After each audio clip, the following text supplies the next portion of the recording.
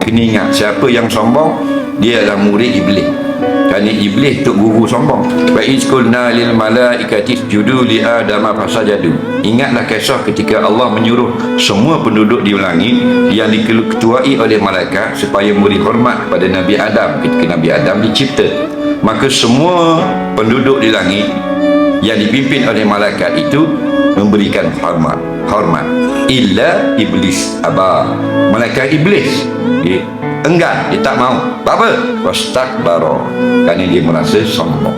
Nampak? Jadi siapa sombong? Anak buah iblis. Raja ke, rakyat ke, menteri ke, raja jelata, sombong, anak buah iblis. Dan siapa yang ada sombong, kena ingatlah, maka dia tak dapat masuk syurga.